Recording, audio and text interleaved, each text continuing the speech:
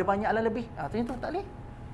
Dia sebab dia open, sebab terlalu banyak kebaikan sampai sekecil-kecil kebaikan pun Allah akan appreciate kalau kita buat pada malam ini. Saya tak tahu lah kalau saya salah Ustaz Ustaz. Okey. Saya terfikir Ustaz kan. Okey. Macam biasalah Laila kan daripada maghrib lepas dia belajar. Hmm. Tapi Ustaz kan malam kadang-kadang malaikat semua turunnya kan. Tapi bumi ni kan bulat Ustaz. Kan ada siang dan malam. Okey. Betul tak? Adakah malaikat tu turun malam je? Lepas tu siang kan ada nada part of country kan dia malam. Okey, faham. So adakah tu maksud tak terpatuk pada waktu tu saja. Sebenarnya malaikat tu turun sepanjang hari. Pada logik kot. Okey. Faham? Ini okey. First kali anda kena deal macam ni. Mindset kita untuk nak berdamai dengan ayat-ayat malaikat turun. Malam kita kat sini pukul sekian masa.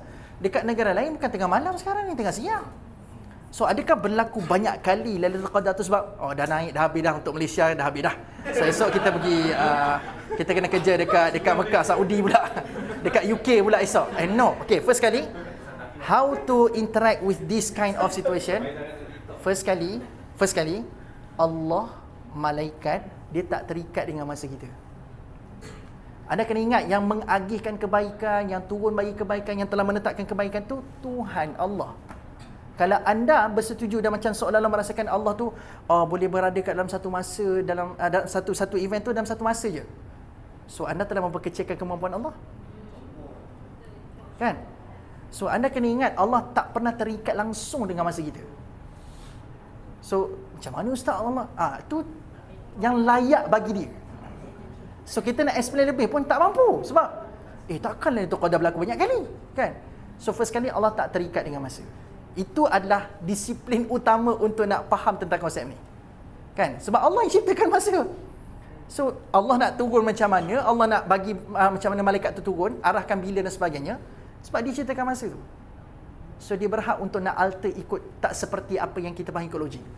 Tapi yang pastinya malam dia akan berlaku tetap pada waktu malam sebab Allah sebut Lailah, bukan al-yaumal qadar, dia Lailatul Qadar. So for sure malam. Tapi macam mana nak cover all the time zone yang ada dekat Malaysia ni atau dekat Malaysia, dekat dunia ni yang selayaknya bagi Allah. Itu jawapan saya. Okey. Jangan deal macam Allah ni macam kita. Jangan treat Allah tu macam kita. Allah tu kekalkan Allah pada tempat yang selayaknya. That's how we deal with this situation. Kan? Orang tengah 27, yang tempat lain dah 28 dah. Kan? So adalah tu cara Allah Subhanahu Wa Taala menetapkan kaedah yang paling tersusun rapi untuk menyampaikan fadilat pada hamba-hamba.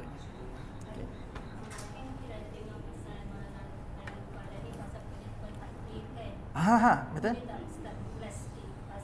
Saya plan tak cerita benda tu sebab kita dah bincang tahun lepas. Ada yang tak adil tahun lepas.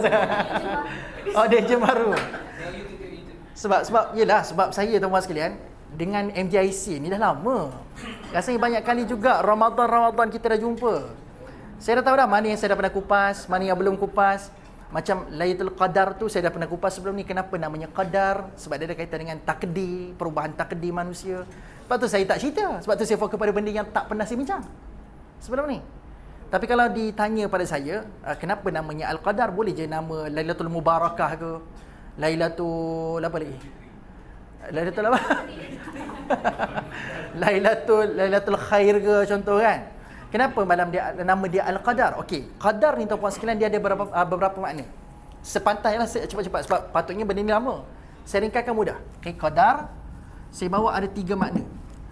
Pertama adalah takdir. Yang kedua adalah kuasa. Yang ketiga adalah had. Tak nampak?